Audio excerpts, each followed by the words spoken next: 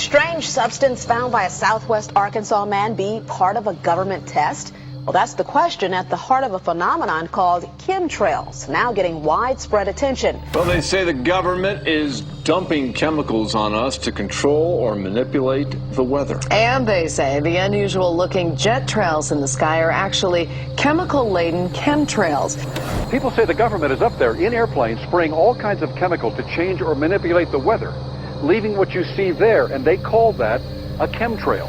So when I look up there and I think are contrails, you're telling me are chemtrails? Yes, that a contrail would be dissipated by now. And it's interesting, Dale and Christina, this is of interest not just in this country, but European countries and frankly all over the world. A lot of folks interested in it. Well, Dave, you mentioned that climatologists and others who study the atmosphere believe that they'd be able to surely spot any kind of signs of an ominous plot. Our journey started in San Diego, California, where thousands of scientists, engineers, policymakers, and journalists gathered for the American Association for the Advancement of Science Conference. One of the topics was the artificial manipulation of the Earth's climate, also called geoengineering. During the meeting, scientists spoke about the plausibility of implementing geoengineering campaigns throughout the world under the guise of preventing global warming. One widely accepted theory was to block the sun by spraying something into the atmosphere. When they were asked about existing aerosol programs, they stated clearly that no such programs have ever been implemented. But strangely, these proposals sounded exactly like what people around the world are claiming is already happening. When I found out that the American Association for the Advancement of Science was going to be held down here and the main body of topics would be on geoengineering, I had to come. I had to be in on this. I had to hear what these top climate change scientists had to say. And as the other question about chemtrails and whether geoengineering is being deployed right now without our knowledge, I don't have any personal insight into that, other than to say that I've worked in government at pretty high levels in the White House and at state government. I'm personally skeptical of that, but obviously you never know what you don't know. Chemtrails. On the internet, they are cited as proof of the government creating clouds to combat global warming. They claim the American government, with the secret approval of the national government, is covertly using jet aircraft to spray population centres with aluminium, with barium and with strontium so as to reduce people's humidity and reduce the global population. I'm always a little bit suspicious because the government doesn't seem that capable to do something on such a large scale. That is not rain, that is not snow. Believe it or not, military aircraft flying through the region is dropping chaff. Small bits of aluminum, sometimes it's made of plastic or even talicized paper products, but it's used as an anti-radar issue, and obviously they're up there practicing. Now, they won't confirm that, but I was in the Marine Corps for many years, and I'll tell you right now, that's what it is. And what happens here, military jets, some come out of Key West Air Force Base, and they move off into the atmosphere, and they drop mylar strips. Some could be a little wider, some are small glass fibers that are coated in aluminum. And what the Air Force does is they take their military jets and they dump these out of the aircraft, they fall into the atmosphere, and some take as much to a day to fall down. This is inevitably military or something going on. The government, the Air Force, you see this kind of a pattern like this, you can rest assured there's something going on. They're actually little bitty magnetic and little bitty strips of, whether it's aluminum. So it's a nuisance to you and I to determine what's real and what's not, but it looks like it is a life-saving operation there for the military. The apparent motive behind this conspiracy theory is one world government. Order, I cannot hear. Mr. Speaker, I want to assure the House that both my ministry and my colleague, the Minister of Health, who have received correspondence on this issue, that this conspiracy theory does not have an iota of truth, and that the trails observed from aircraft simply come from jet engines. Question number 9. Order. And I think what an appalling example it is of the new Foreign Affairs spokesperson for the Labour Party that she's spreading conspiracy theories about the United States government. I think the House has heard sufficient. It is called geoengineering, fighting global warming by putting a chemical dust in the atmosphere and reflecting harmful radiation back into space. We take geoengineering to mean deliberate, large-scale intervention in the Earth system. There are a variety of schemes that have been discussed for geoengineering. A classic example is injecting reflecting particles into Earth orbit. Nevertheless, there might be some good reasons to think about alumina. It turns out, first of all, there's been a lot of work on the environmental consequences of alumina in the stratosphere. The big deal really is that alumina has 4 times the volumetric rate of forcing for small particles as does sulfur. And that means you have 4 times less surface area for the same rate of forcing. And this is a much bigger deal. You'd have roughly 16 times less the coagulation rate, and that's the thing that really drives removal. So you could get away, we think, with much smaller mass fluxes. So that's why we see things like in the use aircraft patent from '89, they talk about aluminum. And that's why we're seeing in the surface water samples aluminum. And here's David Keith saying that aluminum has 4 times the reflective volume surface area. So they'd like us to think that we're talking about sulfur, but here they slipped up and let it out that aluminum is 4 times better to achieving their ends, and it sounds like it's going to be one they don't want us to know the effects of. The little picture is from a nanofabrication study, which shows you can make very high quality, and do this in just a jet in a very simple way, make high quality alumina particles just by spraying aluminum vapor out, which oxidizes. So it's certainly in principle possible to do that. There's a big literature that's already looked at that. And you could do that by either building new versions of these aircraft or even re-engineering existing aircraft. So there's some ideas of that. So you go to an engineering firm and you want this done. They don't say this is hard or unusual. They say, okay, yes, we could do it. Aerosol geoengineering looks like it is so cheap that the cost is basically not going to be an issue. That means that implementation decisions will be risk-to-risk decisions. The risk of doing it against the risk of not doing it. And it makes the problem of how we govern it fundamentally harder and different and novel. So I've told you that it's cheap to deliver materials to the stratosphere, and I'm convinced that's true. I don't think that will change. But I think the more we do research, the less easy this will look, the more complicated the environmental effects will look. And that's a good thing, because right now it looks too easy. So I think that if we do more research, we're likely to find out that it's harder and more complicated than we thought, and that the side effects are harder to manage. And that's a healthy outcome that will make it easier to do the management. Of course, the opposite reaction is possible. It's an empirical question, how people will actually react to knowledge about this. Another reaction is to say, if these crazy scientists are so concerned about putting CO2 in the atmosphere, they want to think about these things, then that might actually mean we should be more serious about the risks of CO2 in the atmosphere. And by the way, it's not really a moral hazard, it's more like free riding on our grandkids. And by the way, it's not really a moral hazard, it's more like free riding on our grandkids. Numerous air quality studies, including from CARB, California Air Quality Resource Board, have named submicron-sized particulates as being particularly harmful for human respiration. Through all the discussions today, I have not heard any mention of this fallout, and has this been studied, and also the effects of a highly reactive metal like aluminum on toxifying soils and waters?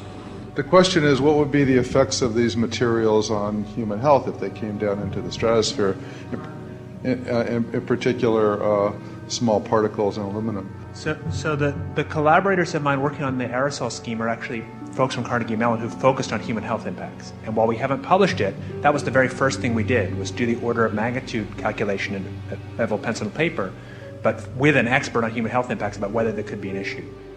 And for aluminum or other particles, there are a lot of toxicological things that need to get looked at seriously. But if you're just thinking about the sheer number of particles and the human health impact of small particles, the answer is, well, we haven't published it. That was the first thing we looked at with some of the leading experts who do epidemiological research on human health impacts, and it's not even close to being an issue. Clarify, so 10 megatons of aluminum dumped into the atmosphere would have no human health impact. So let me be more careful here. We're to separate out the toxicological. So the alumina, we've only begun to research and published nothing. Alumina, we've only begun to research and published nothing.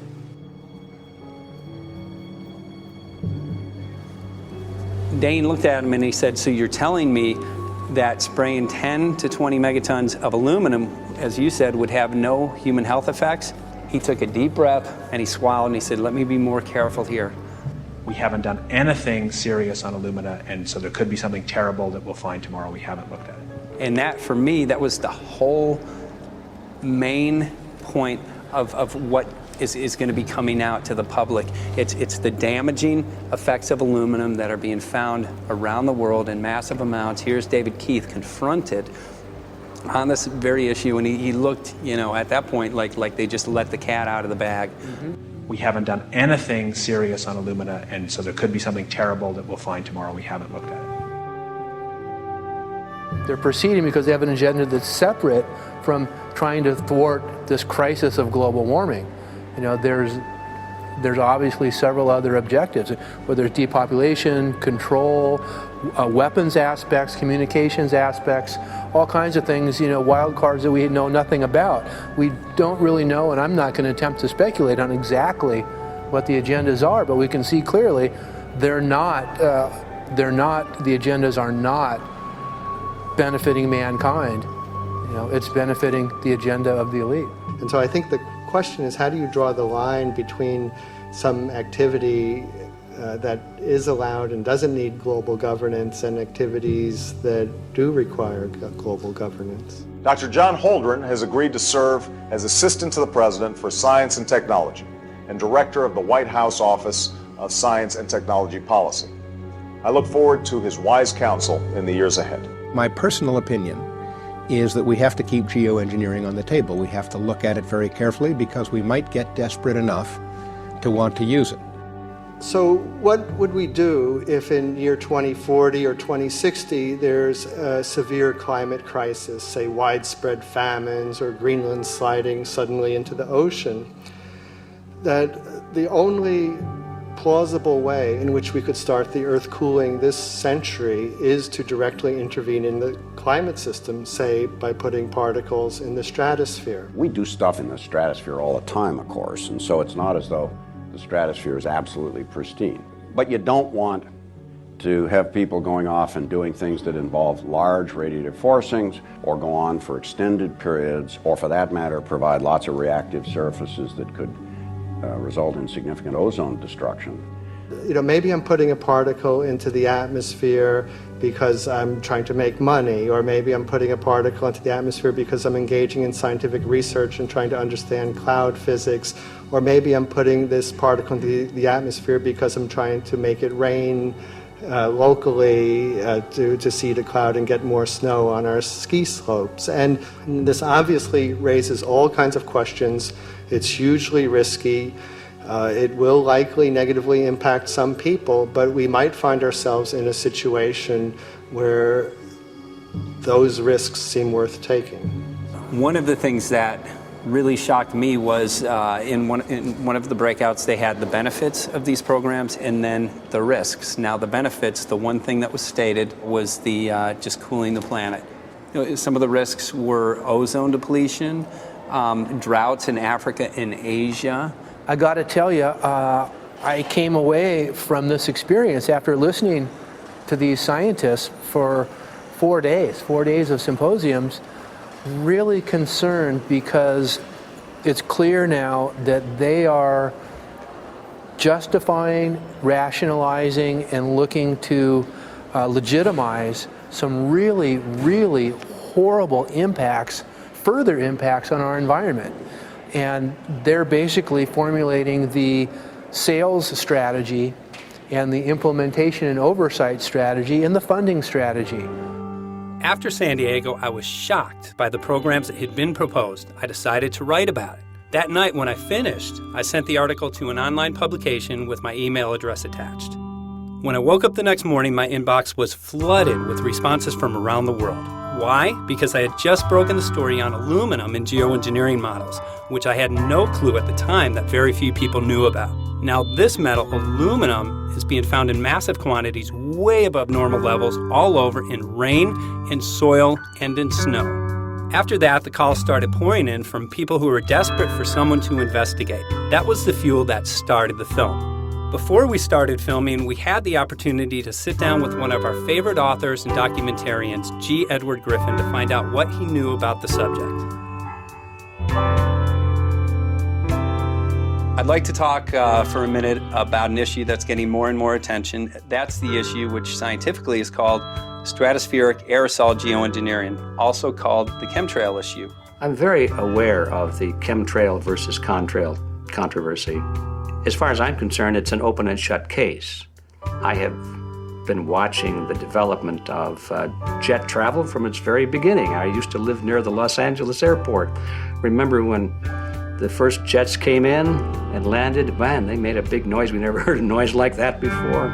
And we used to go down and sit at the end of the runway and watch these jets come in and take off because it was a novel experience.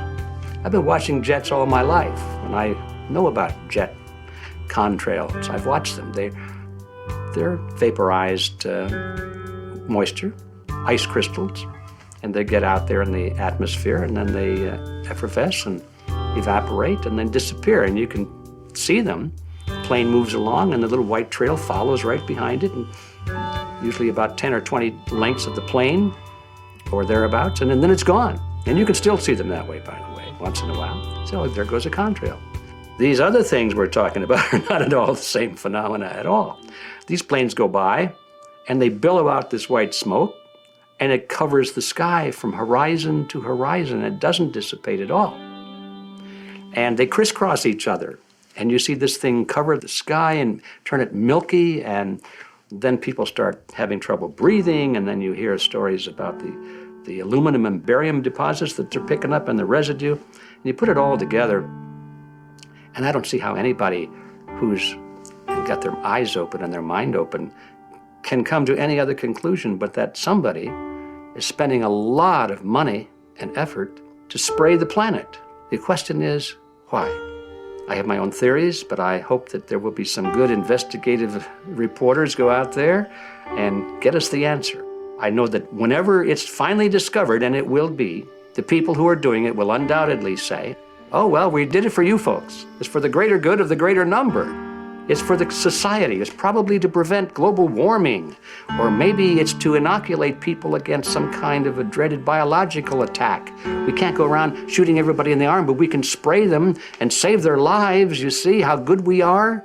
We're doing it for the benefit of society. I know they're going to, whatever it is, they're going to say it was for your good or mine. Think if we had the ability to steer hurricanes, and the hurricane was going to slam into New Orleans.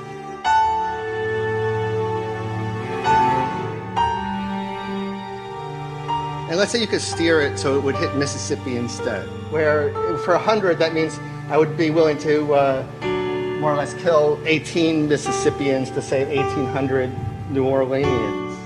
And if you do that knowingly, are you murdering those 100 people? And there's all kinds of equity issues there. Now, also, we might be wrong about our steering, and if we didn't do the research right, maybe our steering would intensify Katrina and even kill more people in New Orleans. And so this question of how do you develop the confidence to know that your intervention will reduce overall damage, and then how do you deal with the understanding that you might be damaging some people who wouldn't have been damaged before while saving people overall? The spraying appears to be mostly in NATO countries. I've seen it here in the United States, I've seen it in England, I've seen it in Scotland, I've seen it in Canada, and I've had reports from people who live in France. There's a grouping, there's a political grouping here of some sort. It's international in scope. It's not just an American phenomenon, it's international. And anybody that wants to investigate that, I think, has to take that fact into consideration. They're going to find a political grouping and a political motive here. But in my humble opinion, it's not in your good or mine at all. I don't know what it is, but we'll soon find out.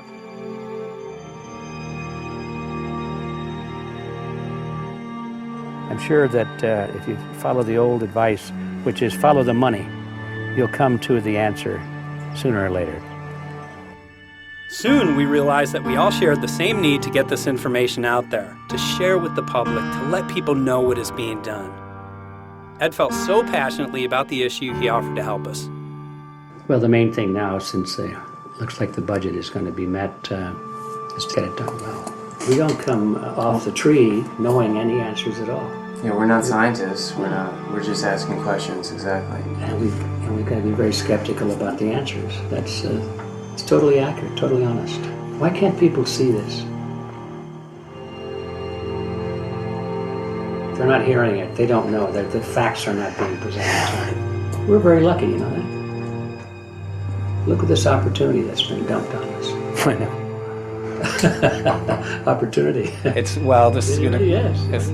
This is going to be a battle, I know that. Challenge and a battle, but I mean, why are we here if it's not for that? We're going to go to a short break with DJ Foxy. I go to get him tomorrow, so it's going to be you for the moment. I'll call him again. So. Sounds good.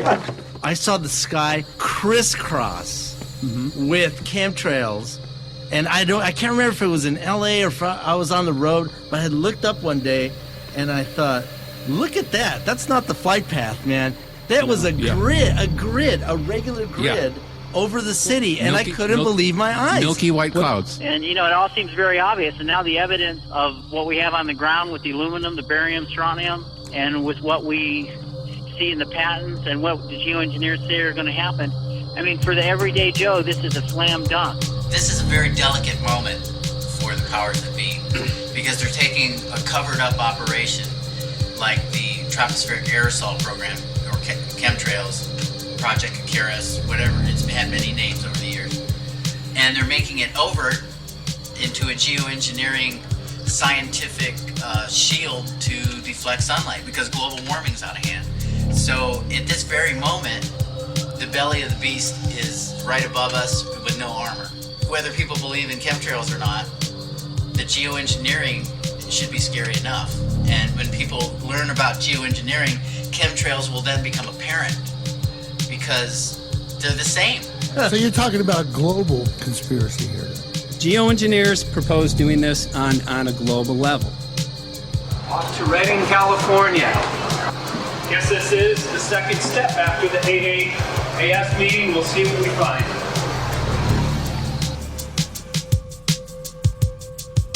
Right here in Northern California at Dana Wigington's house. He owns over 2,000 acres overlooking Lake Shasta. He told me about some of the challenges that they're having up here. Let's go and talk to Dane. We'll see, what's going on his property. We'll see what he's going through and also what action he's taking based on the test results that he has.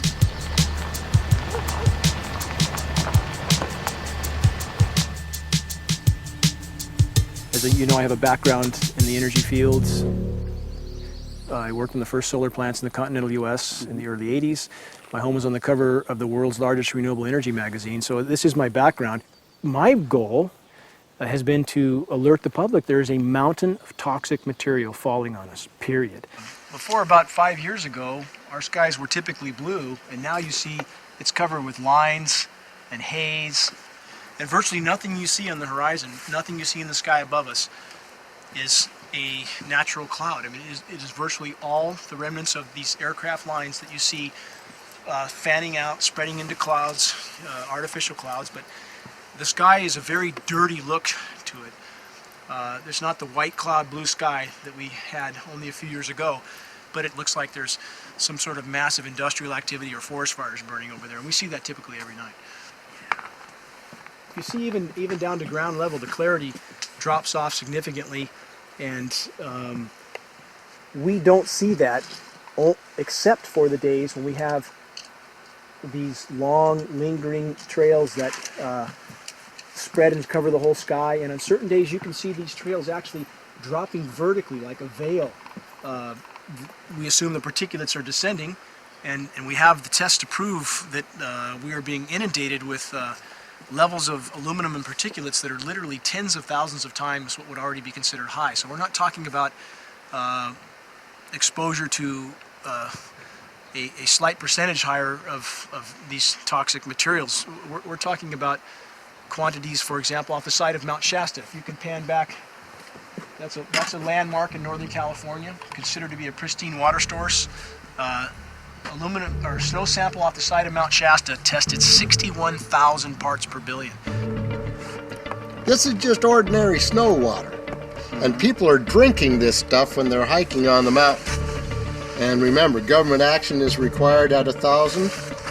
This is 61 times over the government limit, and our hikers are drinking this poisonous water on Mount Shasta Mountain itself. God. Barium, 83.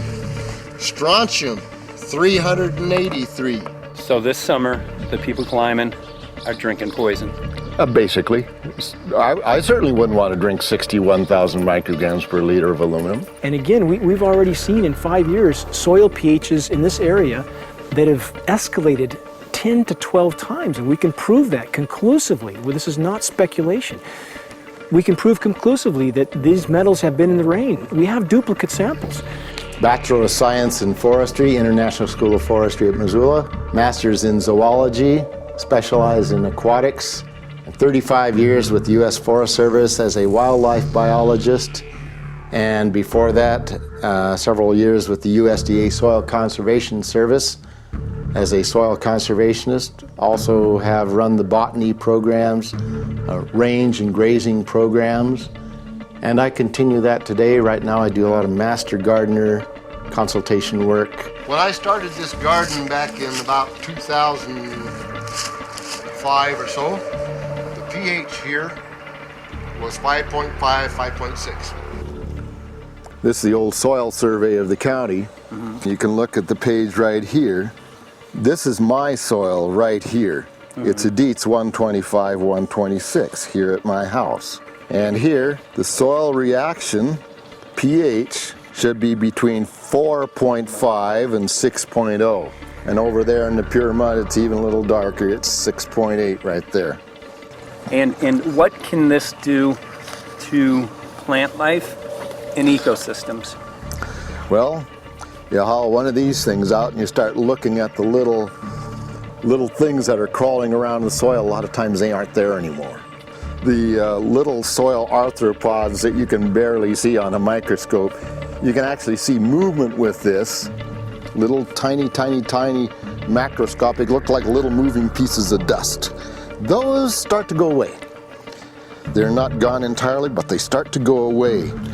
This is black oak acorns.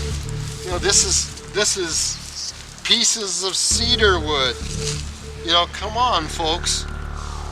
This should be very acid, and I'm getting 10 times higher than expected. There's something really wrong here. But you can see all those reports, lots of them. Have over 20 reports here. Well, at least 20. I'd say it'd be closer to 30. All revealing dangerous amounts of aluminum and barium. You know, the science is there that something funny is happening, and the naysayers say, well, so what? Isn't neutral good? Well, no, neutral's not good. Neutral is not good. If your soil is supposed to be 5.6, it should stay 5.6 if you want the forest to be healthy. And if you want to grow a good garden, you have to keep your pH around 6.0, 6.5. I think that we just need to wake up and just look at what's happening, because we can't just ignore it, because it's going to get worse and worse if we just keep ignoring it and pushing it away like, oh, that's nothing. There was mason jars, and they were brand new, sterilized, and that's what we catch the rain in. And then there was a HEPA filter that we tested the air with. Okay, so you caught rain and then you basically filtered air. What did you find? Aluminum and barium. Here's another test that's revealing 375,000 parts per million aluminum, barium at 3,090, and strontium at 345. Yeah, that's from a lined pond. With EPDM fish-safe pond liner. There is no chemicals, manufacturing materials at all in that pond liner that's available to the aquatic life. It's designed for that purpose. The well that feeds this pond has been tested and retested. ND, no detectable aluminum, 0. The only other place this pond can receive water is rainfall. We are located on a filtered, forested hilltop, miles and miles and miles away from any industry, highway, and so forth. After several heavy spray days, there was a film that we received formed on the surface of the water, and we tested that crust, and it was aluminum and barium. That after a year and a half's accumulation had 375,000 parts per billion of aluminum in it. It's literally toxic. We can say conclusively that what we see in the sky matches expressly what's outlined in numerous patents, and the materials on the ground match those patents. This material was not there 5 years ago. It is a recent phenomena in the quantities it's in. It has escalated in some cases 50,000% in 5 years in the case of aluminum. From our original baseline reading of 7 parts per billion, which was already high, it has escalated up to 50,000% in 5 years. And we've seen profound changes in that time. Dr. Leonard Time, PhD in chemistry, I cross-checked with him And he says the oxides of aluminum, barium, and strontium will drive your pH into the from an acid soil like this up into the neutral. There's no question about it. And that's exactly what you see happening. Wow. I have a doctorate in inorganic chemistry from Oregon State University, in which I was working with different metals and oxidation states, and then did a postdoctorate work at Brandeis, where I was working stabilizing off oxidation states of different metals. The goal is to sort of figure out how everything fits in the dynamic equilibrium of life. I was working with Francis up in Mount Shasta, and he showed me some rainwater analyses that had to do with levels of aluminum, strontium, and barium in the atmosphere. So I feel the major toxin in these chemtrails is the aluminum. And from the levels we were looking in at Mount Shasta, this is totally, totally unacceptable. When you get to metals and biological systems, you're no longer talking about the bulk aluminum that people think about when they're drinking from soda pop cans and that. So once it gets to the aluminum oxide stage, it just forms a plaque within your arteries and shuts down life. When you take elements that normally aren't out in the environment and you start putting them in the environment, it raises some serious red flags. Aluminum is a very specific, nasty and biological systems. It takes that site and it never lets go, and it shuts down the site, and that's it. And so as you accumulate aluminum over time, it causes major neurological damage because it ends up as aluminum oxide that's essentially stuck in place and can't be flushed out by normal systems. At the core of everyone's condition, there's always some level of toxins. And aluminum is known to have cancer-causing effects. The half-life is decades. I think that we should be working on taking more of these toxins out of our environment instead of adding more toxins in. It's very concerning that if we add more toxins to our environment, that will be increasing the rates and risks of cancers. Even one patient is not worth it. So sad that they would consider putting aluminum in our environment to affect something when they could be causing so much more damage. Wherever the material is coming from, it is there. The amount of metal falling on us cannot be disputed. Absolutely, this is not speculation. The amount of metal in the last 4 years, as I said, have increased to a degree of thousands of times, and California Air Quality Resources Board has studied the aerosols from China. These metals are not amongst them. Mike, the reason I've chosen to focus so primarily on this issue is I feel all other issues are secondary.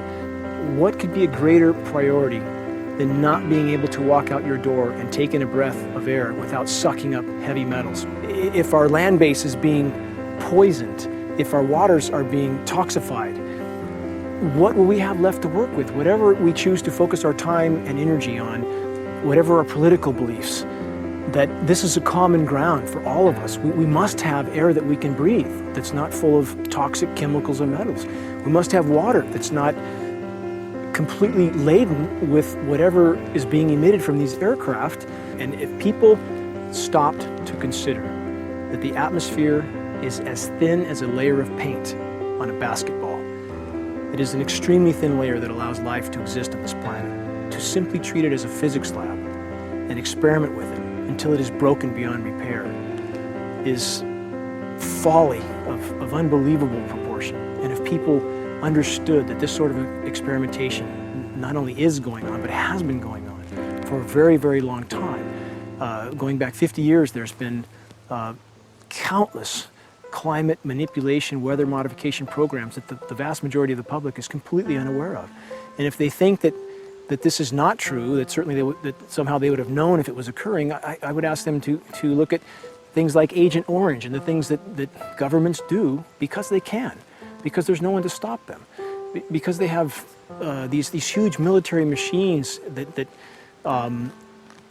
want to control everything. And in fact, the government's own document, perhaps you may have seen, it's available to any online, is called Owning the Weather, an expressed goal of our government, and not just our government. He told the Associated Press that the American government has created weather tampering techniques so that the New World Order will be able to starve millions of Americans and to control the rest. There is weather control techniques. Number one, the entire patents on the equipment. Number two, Senator Claiborne Pell's complete statement and story of his own that not only does it exist, but that we even utilize it as far back as the Vietnam War. Well, Murph, we're going to do what we can. Let's see what we can do. You got the scientists behind you. The scientists are with you, so at least this scientist is with you. I may not have $1 million budget, but I've got enough to show that something's dreadfully wrong. You got it. All right. So Arizona will be this Monday, the 21st. Senator Johnson up in Show Low. So we're going to be in the car a long time.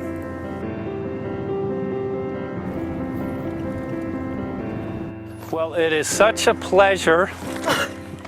This is such a nice place back here, I'm telling you, Michael. But you know what? We love it. It's so private and it's so quiet and peaceful. And please come in. My name is Karen Johnson. I served in the Arizona State Legislature for 12 years. I was in the House for 8 of those years and in the Senate for 4 of those years.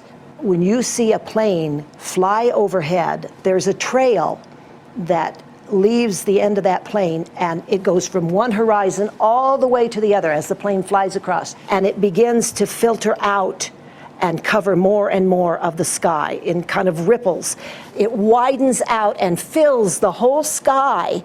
I mean, how could anybody think that that was the case? And then to live and to be underneath that and know that whatever is in that is falling down upon you and upon your animals and upon the earth. And I mean, it's frightening to me. And if people don't start really waking up and facing the fact that we've got people that are doing terrible things to us, and we had better wake up and fight back now.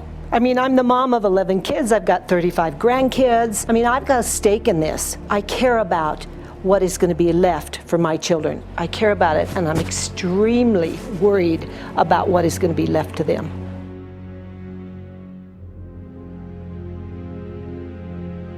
Aluminum is toxic, and we know that it's accumulative. And we know that we're getting more. So we're absorbing it in the air, we're drinking it in our water, so we are accumulating more. So the thought of more aluminum being dispersed in our environment in the way that you mentioned is very frightening to us and very disturbing to us. Those of us who have done any research on this are really quite concerned that we are ill-informed about this issue, and mostly that it's being done.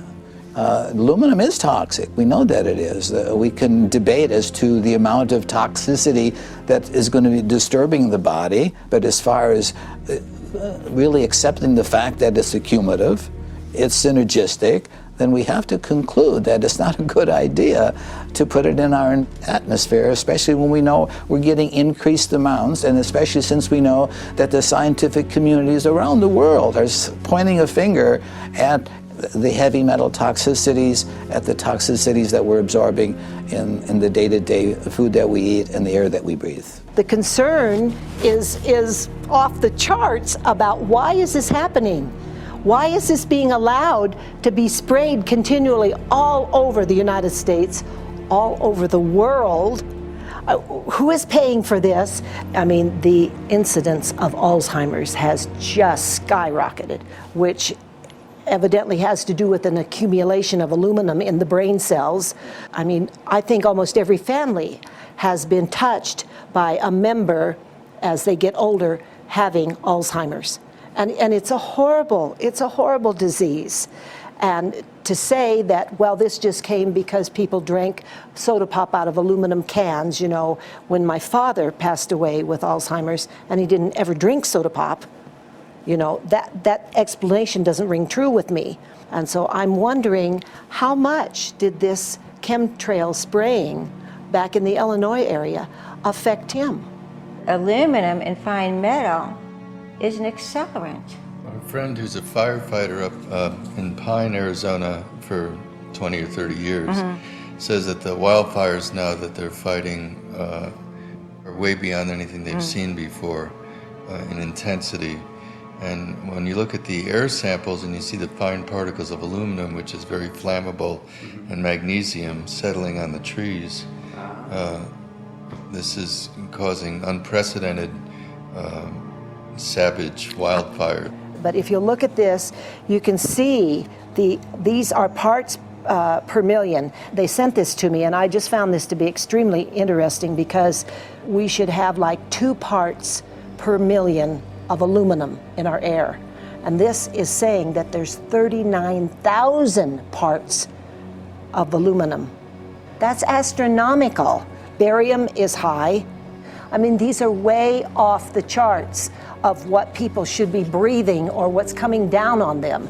And, you know, if people wonder why their health is deteriorating, why they're having to go to emergency rooms, why they can't breathe, you know, why they're getting Alzheimer's, this has been planned. We have elites, I don't know what you want to call them, one worlders, Illuminati, I don't, whatever you want to call them. But with these people that don't care about the average person.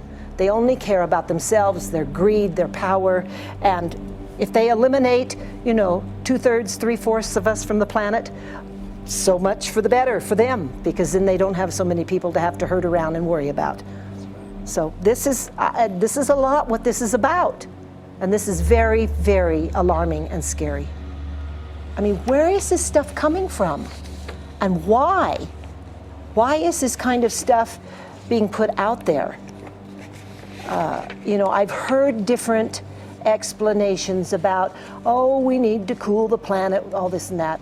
But if people are up there trying to cool the planet, why do they need all this kind of stuff in it?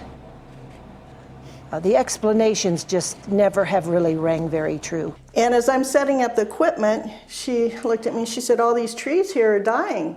And I said, what? She says, all these trees in here are dying. So I thought, well, I'm going to test for aluminum, because that's one of the key things in the programs that we're talking about, and titanium. And I took some of this bark sample and tested it, and it came back positive with aluminum and titanium. Then I started traveling around California, noticing the same thing. In Lake Tahoe, there was a lot of the same type of bark, all through Sacramento area and Davis. Just about everywhere I went, I was noticing this silver white bark. What I think is happening is these chemicals are getting down and destroying the roots. And then as they come up, they're going out into the bark. Those 2 right there are the ones that are just, it just hurts so bad to see these 2, because look how old and big they are. We probably lost 40 trees right here on our 10 acres. Every week, every other weekend, we'd see another tree that was beginning to die. And I mean, it's just so sad, we just cry. And to think that that might have something to do with it, along with their other explanations, would really, really frost me. Every time you lose a tree, you know, it's not good, it's just sad.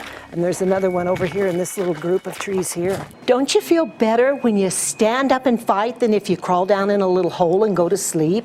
You know, I mean, my gosh, people, your families are out there, children are out there, your grandchildren. I mean, you've got to do something to help.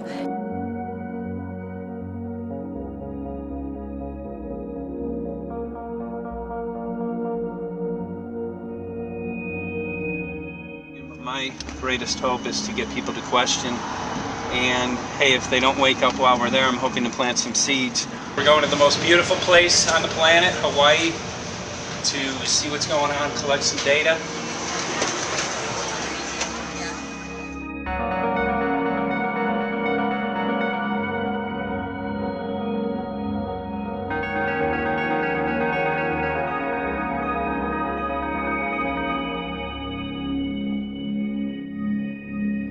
Thank you for having fun with us. Hope you enjoyed the trip.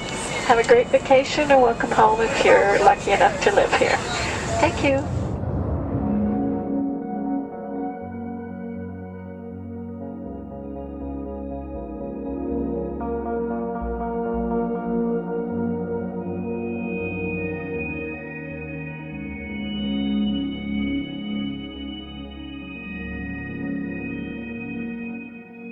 The whole valley's off the grid, so it's either solar, wind, or generators. Look at this, man. Yeah, the mind can't even conceive of a dream of this. Right. Yeah, right. Even coming here, and one would never think, you know, in paradise that it's getting destroyed.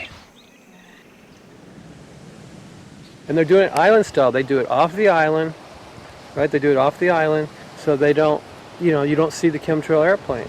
The theory is that they're spraying offshore, and It's coming in on the... and it's coming in.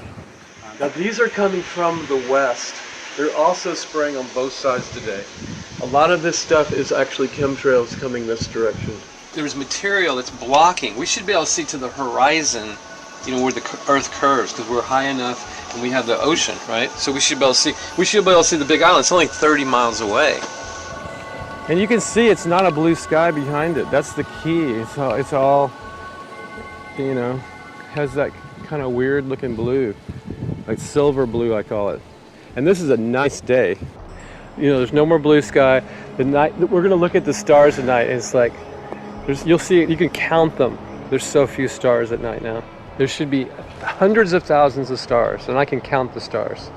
There's like one here and one planet here. It's like, you might see, some nights you'll see 100, some nights you'll see 10. This is what concerns me, this kind of stuff right here. It's just soft. Okay. This just comes right off, this bark. That's not natural.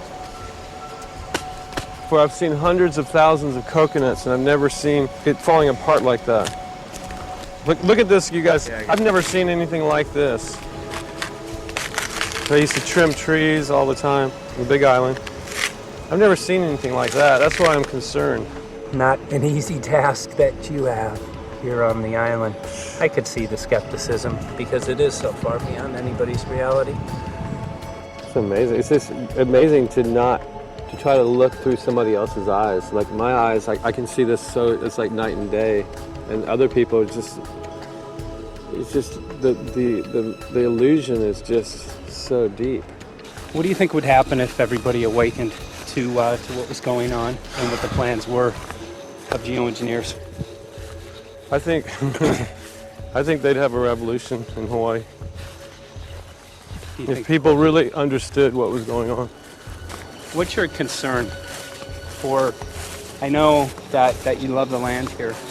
What's your concern about the chemtrails? Well, that we won't be able to live here and grow our own food. And that our health is going to be compromised. Do you think it already has been? Yes. And the thing is that they're doing it every day here, every day. So it's hammering, micro doses every day. And then, of course, it's getting in the environment, and of course, it's weakening the plants. And it takes a couple years for this to actually weaken the plant. So we are asking for GMO taro. We're asking for GMO papaya because we can't grow our natural seeds. We can't be sustainable. We can't truly, you know, be here as God created us to be. So my friend convinced me to do a hair analysis on my daughter. So we went ahead and cut close to her scalp and got some really recently grown hair and sent it in. I was just sure that my daughter's hair was going to be so clean with the lifestyle that we live. And lo and behold, it came back and her levels were really high in aluminum. This is the chart here. This is the reference range, and this is where my daughter is. 23.1. Aluminum.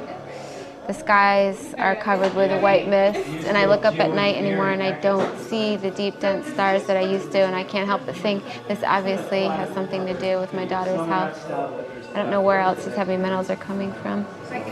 Yeah, I mean, look how old she is. Yeah. She's been isolated here. Here, and she's... Here. Anybody looking at the situation would be like, this is paradise. This child should be like superhuman. Organic farm. And here you are getting all this heavy metal stuff. And she has highest level aluminum on the chart. Never had a vaccine either. Folks, these people are playing God. They are playing God. They're manipulating the weather and they're spraying stuff into the sky. They are trying to geoengineer everything, including your plants and trees and your ocean. Well, tonight, we're just hoping that instead of not looking at it, you start looking into it, because I really believe from the bottom of my heart that we are in a real crisis. I really do. They are proposing dumping 10 to 20 million tons of aluminum into the upper atmosphere. What does aluminum do? It changes the pH of soils, which is toxic to plant life. Also, it's very toxic to human health. Are they doing it? Well, let me tell you about my experience and what we found. We have much evidence that not only suggests, but I believe prove that they are happening. Jeff, what's going on? And as I promised, we're joined right now by a very special guest, Michael J. Murphy, currently on location in Hawaii. He's working on a documentary film called What in the World Are They Spraying? Michael, welcome to the program. Great to speak with you today.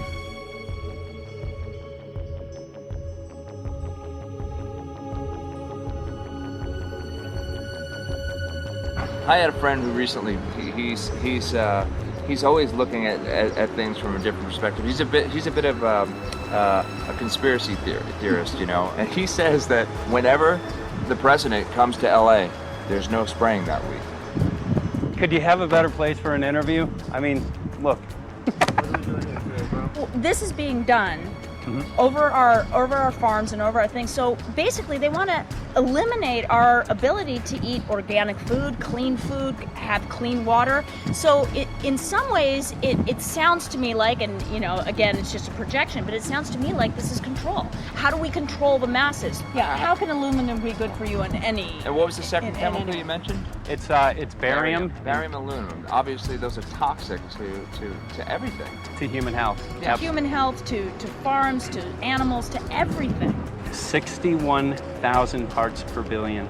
And there should be a government alert at 1,000? At 1,000, people are drinking this. People that climb the mountain, they're drinking that snow. It's poison. Oh my God, that's so disgusting. So that's 60,000 times above regulation. Exactly. 60,000 times above regulation. And I've talked to friends and they're like, well, that's just ice. That's just condensation. And I'm like, you can talk to a second grader. Ice doesn't float in the sky and spread out that way, you know? You're not an expert, but you're a concerned citizen who said, wait a second. Who's actually doing the research. Yeah, you're doing the research, and that's what we need to do as Americans and say, you know what, I want to know what's going on. I want to know what the FDA is doing to my food. I want to know what the government's doing with my air, my water, and the soil. And, you know, it's just great what you're doing. And I just, my kudos to you for bringing light to this subject. Put all of the theories aside, just what geoengineers are proposing and what's being found is scary enough. So we can just address that. And I encourage more people to just step up and ask questions and do what he's doing. So thank you, Michael, very, very much. Aerosol spraying aluminum affects everywhere, and we have a beautiful tropical climate which I believe might be in jeopardy. So we wanted to not only come and bring the message of what people were finding around the world, but encourage people to test for the aluminum, strontium, barium. Essentially, I think it was an effective trip. I saw a lot of people here in Hawaii, in Maui, awake and not only curious, but willing to look into this deeper, and that's my only hope. This is one of the boldest moves, I think, from Ed Griffin yet. This is the taboo topic that nobody's supposed to talk about, and that is aerosol spraying. Now, we've got tons of documented proof of errant aerosol spraying. It just blows my mind that the whole essence of humanity has always been to look up into the sky and ask why. Though there are no limitations, there's endless space, an endless universe. Now, in the 21st century, we're not allowed to do that. Anyone who looks up and sees the giant grids and the X's in the sky that weren't part of our existence until just a decade or two ago is somehow called a kook. And the people that are the best and biggest proponents for the revolution and for liberty, they don't want you to talk about it because you could discredit them. It seems to be an industry that's being built up to milk the taxpayers by undergoing some kind of a giant global spraying program to make all kinds of money on the project. And they don't seem to care really what effect it has. They're not trying to experiment to see if humans can survive it or anything like that. They just want to get this stuff up. And then we discover, as we're going further down the line, that there are companies generating genetically modified organisms, seeds, modified seed crops they're being engineered to resist the aluminum in the soil. And a lot of crops won't grow in that. And so now, after they've messed up the soil, all the farmers were going to have to go back and buy seeds that have been genetically engineered to resist the aluminum that have been put into the soil. And all of a sudden, mankind is completely dependent upon these companies like Monsanto and other giant agricultural firms. You can't even grow natural seeds anymore. And we're looking at that. It's a shocking thing. I hope we don't find that that's true. But all the arrows right now are pointing in that direction. We get into cost-benefit analysis here because there's also HAARP could be involved in this. Geoengineering, as you guys mentioned, which is documented heavily in Dennis Kucinich's bill, that is the Space Preservation Act, which, by the way, I don't think got through Congress. And then Kay Bailout, as we call her here, Kay Bailey Hutchinson, also put together some legislation in order to qualify geoengineering, which, again, is supposed to save us all from global warming. But it is cost-benefit analysis because they can benefit on so many different levels. Ed, that's how they do everything, isn't it? That's right. And, there's an old adage, if you just follow the dollar, follow the buck, you get to the source of the problem. And it looks to me like there's a tremendously profitable industry being built up right now around this concept of geoengineering or weather modification or reducing global warming and all of these other things that can be sold fairly easily to an unsuspecting public. They all say, oh, well, that's good. We don't want global warming, And so they put up with this, and they don't question, they don't criticize. But behind the scenes, you see a whole industry being built up, which is, as I say, tremendously profitable. And the money for all of that is coming from the taxpayers. And it's a scam, is basically what it is. We're just focusing on the one area that is real easy to prove. There's no speculation in the area that we're going into. They definitely are doing this geoengineering. They definitely are talking about it. They're working up formulas for it. They're putting together strategies for it. They've got funding for it. Everything is in place. We don't even have to go into those other areas to make the case. Okay, let them believe that, but at least they must understand that there's no question that they're talking about it and planning to do it. And so shouldn't they be equally alarmed about what they're going to do if it can be shown that barium and aluminum and some of these other toxic metals are very destructive to the planet and destructive to human health? Isn't that enough? How many issues do we need to crank into this? And so, if you're going to kill the planet and kill the population, do we need any other reason to be alarmed? What in the world are they spraying? Thank God people are asking this question. That's all we want. We just want to be able to ask these questions. Our good friend G. Edward Griffin, all these years, Mike Murphy and Paul Wittenberg are doing this great effort with your help. This is a community effort to get people real information. What in the world are they spraying? Any final quick comments before we're out of time? And my only final thought is that we asked the question, what in the world are they spraying? And we now know what it is. And folks, you're not going to like it.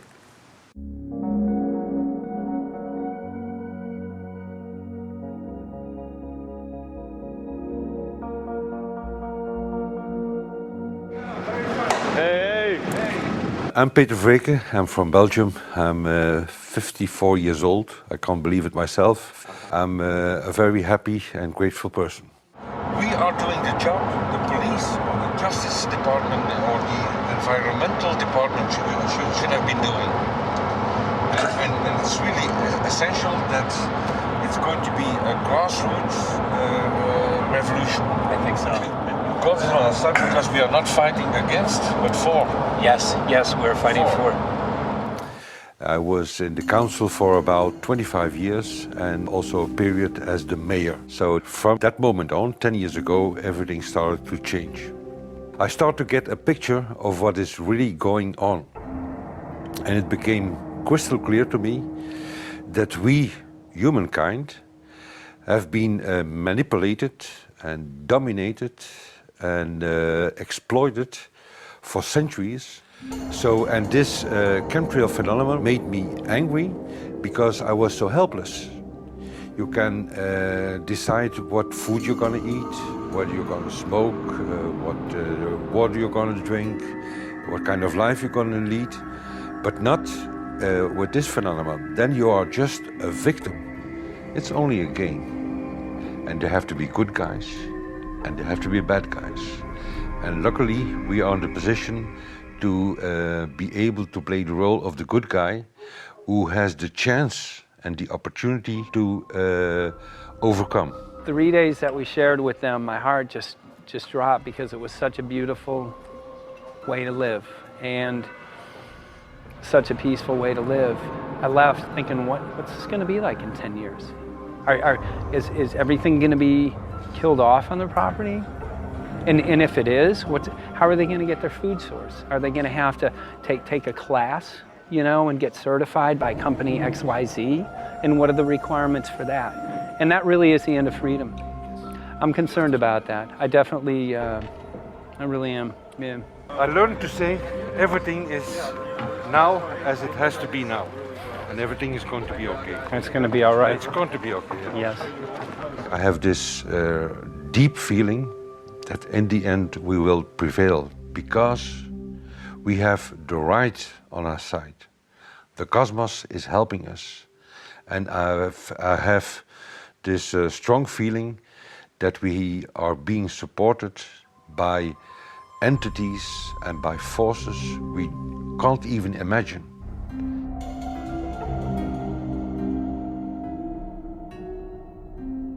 Here for the first time we have this scientific proof that we are being spread. We are being spread, and it's incredible and it's hard to believe, but we are being spread. I think at this moment to stop is not an option.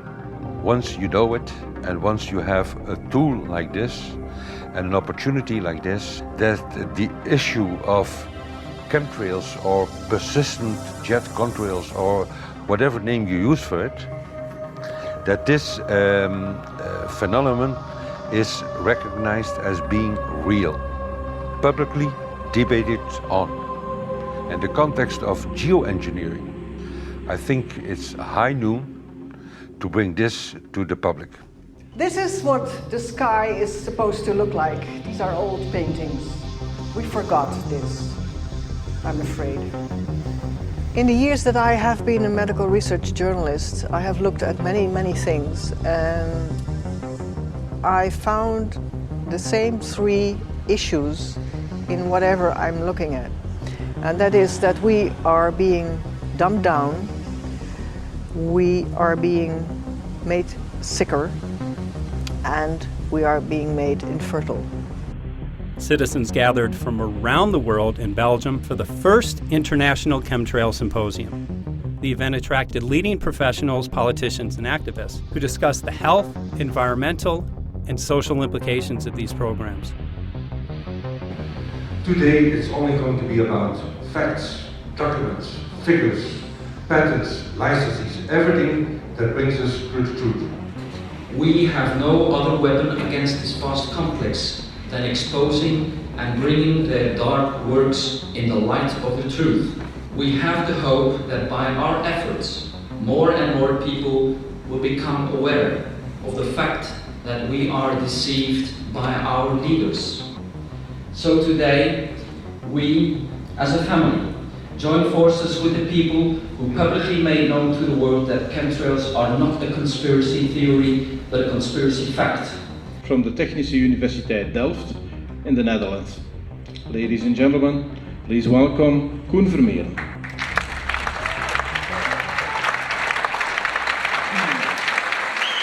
Well, I'm Koen Vermeeren. I'm a university professor of Delft University of Technology. Usually people are with their heads to the ground in their own two-dimensional space and they don't look up. But if you do, you see more and more spaces like this. And it worried me too. I have no explanations to our students about these phenomena. And then I studied it myself and I found out that I couldn't give them the answers they wanted, because I think that the phenomenon is not natural. It's not natural what is happening, and the explanations that are given to us are not enough for me. If you look at them from a scientific point of view, the first thing a scientist does is trying to explain something. Because I'm smart and my students are not as smart yet, so I have to give them answers to questions. But if you ask most scientists honestly, they cannot answer all your questions. If people are using climate control over our heads, I want to know about it. I want to know the consequences, I want to know the health impact, I want to know everything. I need, as a teacher in my university, to give answers to my students. And they have good questions. And I don't have the answers, and I want to know. Excellent. And we should discuss this.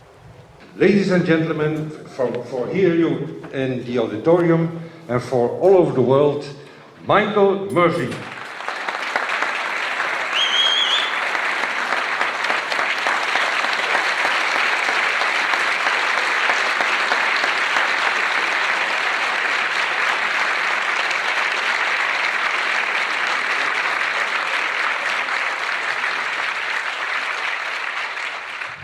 Well, thank you very much. It's definitely an honor to be here in Belgium. The people who are in power control everything. They control the markets, they control us. Now they're even controlling the weather. And they can use that for warfare applications. The one thing that they cannot control is what God had originally made, and that's natural organic seeds. This is called the Hegelian dialect. It's called problem, reaction, solution. The problem here is massive amounts of aluminum, things starting to die. The solution is Company X that says, hey man, you're not getting yields on your crop. Everything's dying. But I got the solution, I got a seed that will grow in this environment.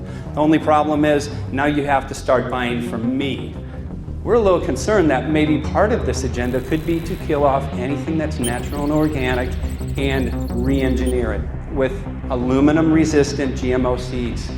Many may know we just got back from a week of filming in Hawaii, and it was an incredible trip. A big concern for the people there is they're beginning to see softening of the coconut trees. But their concern is that these programs may again be part of a broader agenda to destroy anything that's natural and organic, so that the corporate redesigned GMO foods might be the only source of food for people. I didn't anticipate so many people, young and old, who are interested in this phenomenon and are concerned about it. And I especially liked the address that the young girl gave today. Only 17 and already making an address to the audience. That is, well, incredible. My name is Sofia Xenidis. I am 17 years old. It is quite scary to know that the air we breathe is not what it's supposed to be.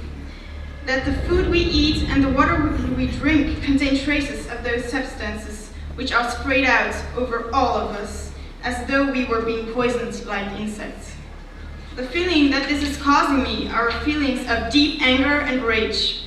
I don't want to be poisoned, I don't want to be infected with cancer, and I'm just so angry that this global poisoning can be going on such a massive scale, and not enough is being done to stop this crime. A clear answer to one question. Are we being sprayed? Have we been sprayed? And is it their intention to spray again and again? What are we going to do about it? How are we going to deal with it?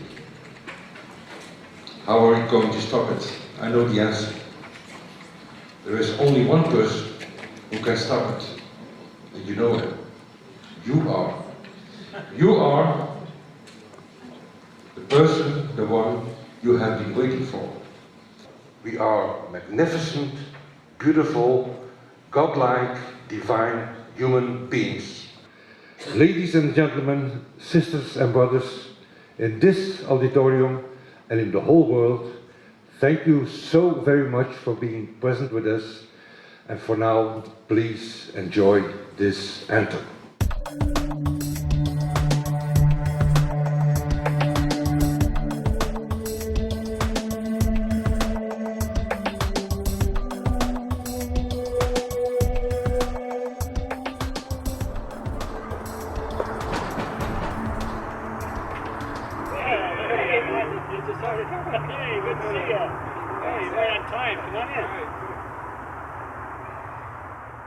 So, anyway, I'm glad that the weather's been good for you fellas so far.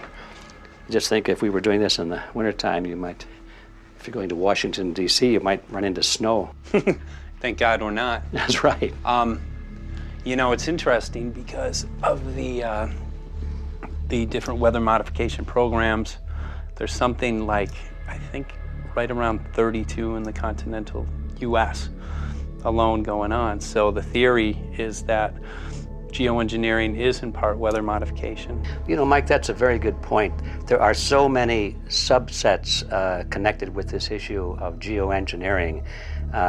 People are writing to us all the time with information about the connection to global warming and the connection to weather modification. Some people think there's a connection with Morgellons disease.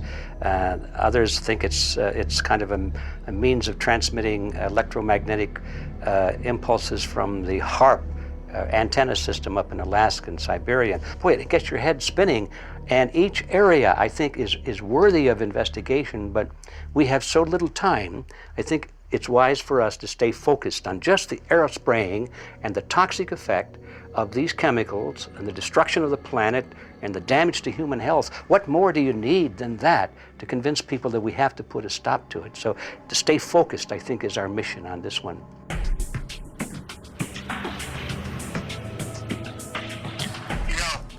Jeremy, we had an idea. We know that you know the political system real well. Our idea was this: we have a ton of data and information that we've collected throughout our travels, and you know, we really think a good way to end the film would be addressing this to elected officials, some of the senators. So we were wondering this, if you might be able to come and kind of help us out and perhaps show us the way in how to get this done politically. But it sounds like a really good idea, and I'm also going to get to in terms of researching who it is that we should really focus on talking to about this.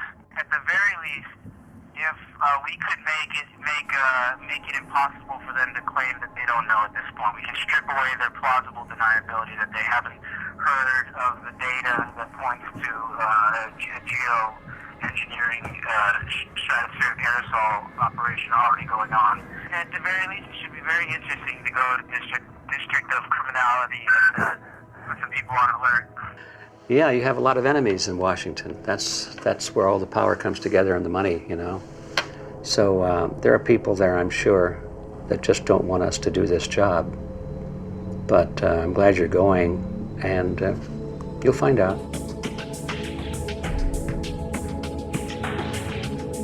We took the data to Washington, D.C. There we presented our elected officials with the following letter. According to the 5th article of the Bill of Rights amending the Constitution for the United States of America, no person shall be deprived of life, liberty, or property without due process of law. But the daily spraying is depriving all persons living within the United States of life, health, liberty, and integrity of our common and private property without due process of law. As a representative of the people of the United States of America, we insist that you do everything in your power to protect us and immediately put a stop to geoengineering spraying at once. There exists no justification, legal or otherwise, to poison the planet and its inhabitants. Now suppose that space aliens arrived on, maybe they're going to land at the UN headquarters down the road here, or maybe they'll pick a smarter spot. But suppose they arrive and they give you a box, and the box has 2 knobs. One knob is the knob for controlling global temperature, maybe another knob is a knob for controlling CO2 concentrations. You might imagine that we would fight wars over that box, because we have no way to agree about where to set the knobs. No global governance, And different people will have different places they want it set. Solar engineering is like chemotherapy. No one wants it. But we all want the ability to do chemo and to understand its risks, should we find ourselves with dangerous cancer. How long does it last up there? The lifetimes are years. What, years? A couple years. And then it what, precipitates out, or Yeah, that's correct. no toxic side effects that we know of? The thing we always wonder about is the unknown unknown. Yeah. So if you're thinking about, say, the acidification, it's clear that's not a problem. There's several studies that showed that. Right. But of course, the concern here is with so little research, there may be some unknown that comes out of left field that bites us. My name's Mike Murphy. I'm a filmmaker in from Los Angeles. We're covering an issue called geoengineering. Okay, thanks guys. Senator, quick question about the issue of geoengineering. I'm afraid I don't know what you're talking about. And wondering if you were supportive of geoengineers' proposals of spraying 10 to 20 million tons of aluminum into the atmosphere. I should really get a briefing paper on it before you give an opinion. Oh, not a problem. Are you aware of the issue? Not completely. At all? Because, okay. Do you have a letter from constituents, and people have concerns? Yeah, We're making a documentary about the I don't know, you guys have credentials to be here? Yes, yes, we do. We pass through security as well. Endowed by our creator. I think so. Please don't touch me. Please don't touch my property. You're lying. No, why? What did we lie? What did we lie about, sir? No, we're not. What are we lying about? Lying about what? That's a little unusual, huh? I haven't heard that. You're not aware of it? And it appears that these programs have already been deployed. You know, I haven't looked at that proposal, and so, why don't you let me review it? I can do that. Are you aware of? Actually, I'm going to go. Yeah. Let me go ahead and get that. I will take a look at this, and I will act accordingly. General, this program, this openly covert program of the aerosol spraying, stratospheric aerosol spraying, geoengineering, using tons of aluminum, spraying it up in the sky. I have no idea what you're talking about. Okay. Commonly called the chemtrail circle. When you were the head of NEMA, did you see the aerosol trails? Mike Murphy, filmmaker in Los Angeles. Hi, sir. And we're covering an issue called geoengineering, and wanted to know if you're supportive of geoengineers' proposals.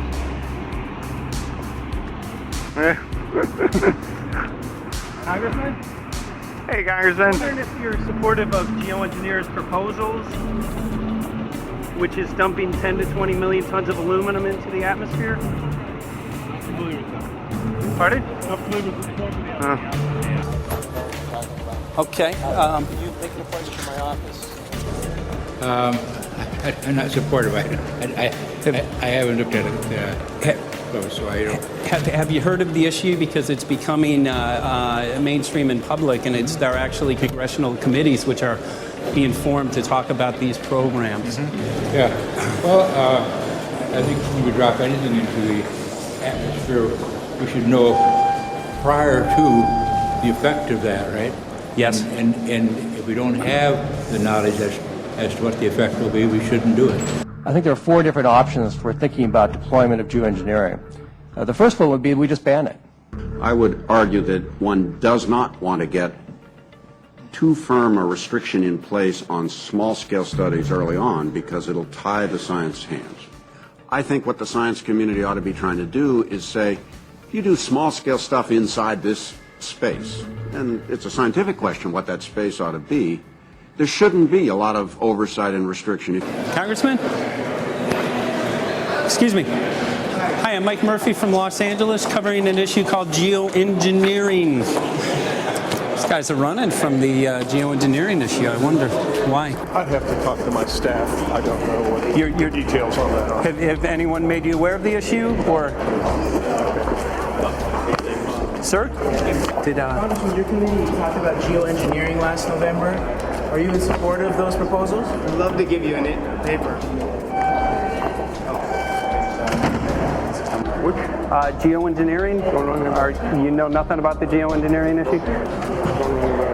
Never heard of it. They call it geoengineering, but yeah, I never heard of it. It's nothing I've ever heard anything about. I mean, when we looked up in the air today outside DC, we saw this stuff going on.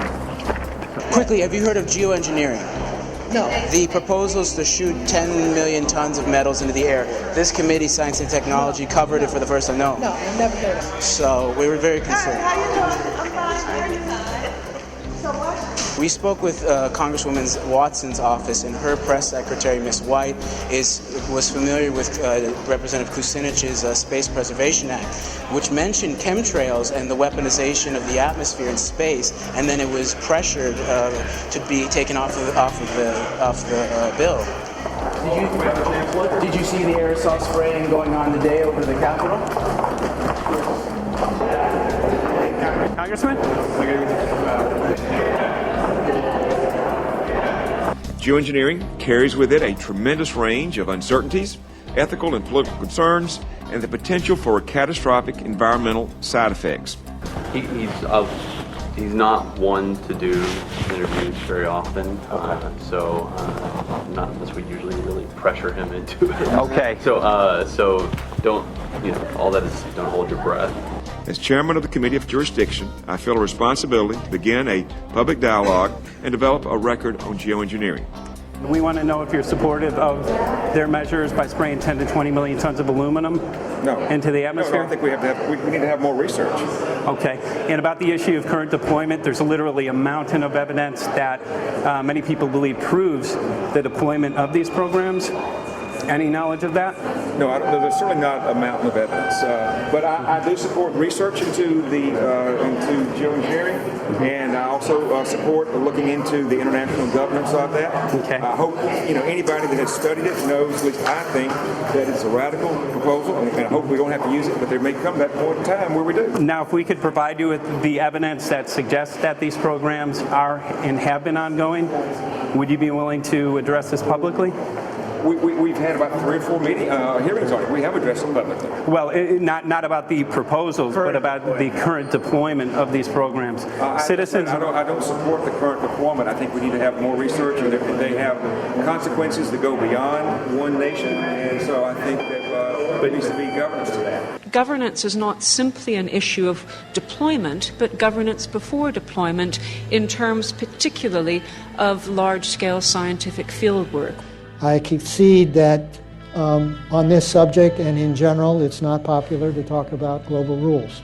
And when these people started talking about the need for UN Security Council oversight, a supranational environmental security enforcement with a strong mandate by the UN, it really was clear that they're looking for a global power behind the manipulation of the environment. But I do think it needs to be sort of an international kind of treaty that does tie and bind all nations into a common fate. It is a common fate. And unfortunately, it's not just big governments that could do this. It is small governments. It is billionaires probably could figure, I'm going to save the world all by myself, and I won't bother to mention it.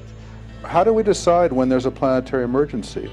Whose hand is on the thermostat? How do we decide when to start it? There's no way to do that right now. And what if we do start doing it, and then by some problem with the technology or with the will, that we can no longer do it?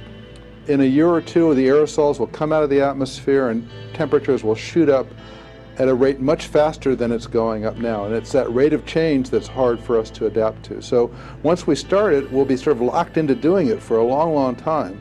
And so that, and with basically no end in sight. Boeing would pursue this to make a profit, right? I mean, there's financial motivation to do this. Let's see. So let me not speak for Boeing. Is that allowed? Okay. Yeah, well, it is what it is. Okay. No, but someday, if the U.S. is going to decide to do this stuff, they're going to look to a company who can do it, and you want to be positioned. Boeing would rather get it than Lockheed Martin. So certainly we have an industrial base that helps the country take on technologies and large-scale challenges like national defense.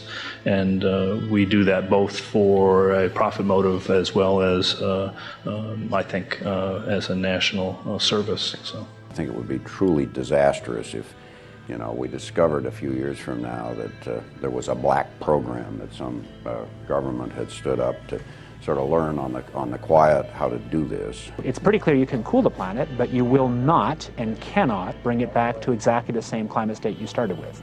So you may or may not, and I expect we'll have a lot of back and forth about how useful it is to ameliorate the risks of climate change. I think there's a good evidence it probably is useful, but we don't know. But it certainly can't get you back to exactly the climate you started with. I think everybody agrees with that. Do you think you'll see deployment in our lifetime? Let me say I hope not. Al? I would agree. I hope not. I hope Very not. preached. Okay. I see this as something like an evacuation plan. That you build big dikes. Maybe that's the emissions reduction to try to keep the flood from wiping you out. But that if that flood should come, that you'd like a plan for what to do in the event of that catastrophe. So I see these options more as a catastrophic response option and not as a way to reduce risk of everyday climate change. You would advocate mitigating consumption of beef as a means of accomplishing your objective? Yes. How would you suggest going about that? You can't. I don't add.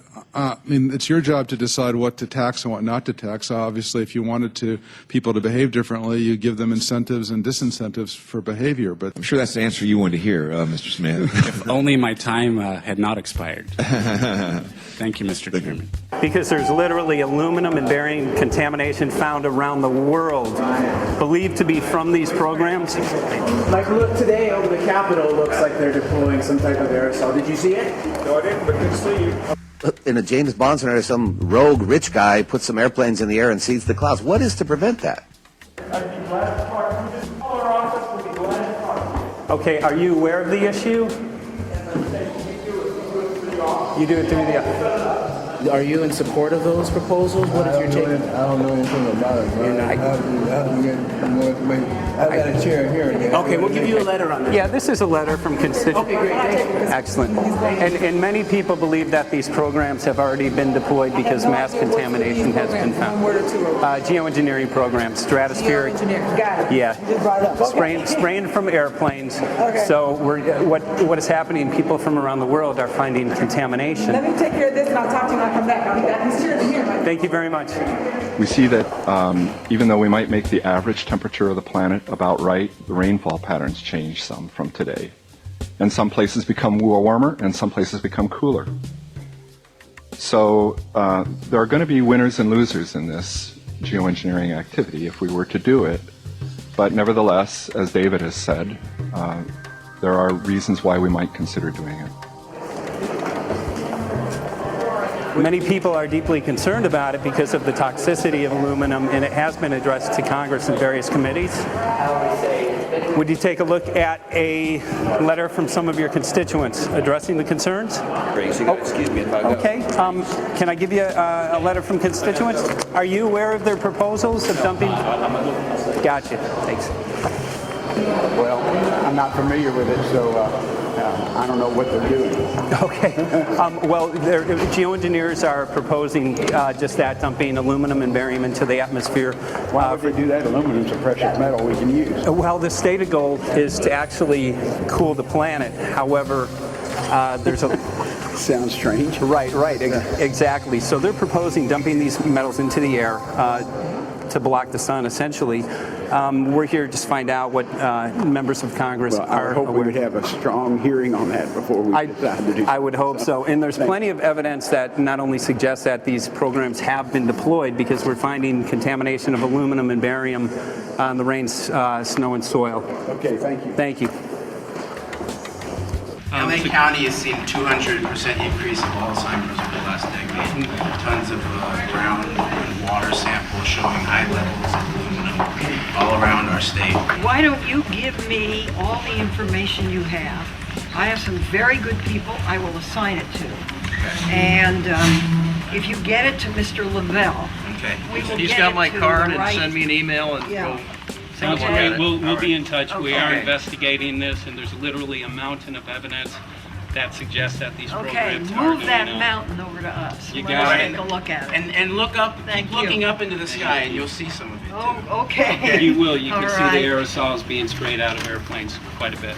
Okay. So thank you. Yeah, the future of humanity is definitely dependent on it. So we're counting on people like yourself to take some proactive steps. So thank you very much, guys. You're very welcome. Appreciate Thank it. you. Thank you. Right.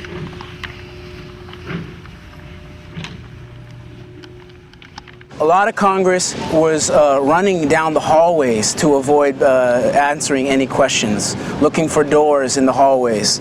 So apparently the war is against all of us, and we're all in a hostage crisis. People who took an oath to uphold and defend the Constitution are not only know this is happening, are participating in this. And all of us have a duty to stand up and speak out about it. Why is the water being contaminated? Why is the soil being contaminated? Why are aluminum-related diseases going up? And it's affecting all of us, and thus we all have the duty to stand up and speak out and get educated and stop this. For our own sake, for our children's sake, it is a crucial moment in history right now. As human beings, we need to decide whether to live on our knees while being sprayed and poisoned every day, while being under a continual threat, or whether we are going to stand up and live as free human beings and seek truth, justice, peace, and freedom for all of God's children. So as you can see, we're ending our film here in Washington, D.C. We've made many public officials aware of this. Most of them either denied any knowledge of this, or they simply were unwilling to address the situation with us. So as you can see right behind the White House, we do have aerosols behind us. The spraying has continued. What is the solution? Is the solution here in Washington, D.C.? Clearly, this is one of the solutions, but the solution is not only here, the solution is within you. This issue affects all of us so deeply. So you need to look inside. Please get active, get involved, start spreading the word with growing awareness. About 90% of the population, we believe, is unaware of this issue, which means 90% of the people who normally might do something if they knew are not doing anything because they are unaware. So please look into your heart, use whatever skill you have to get the word out. The future of humanity is dependent upon it.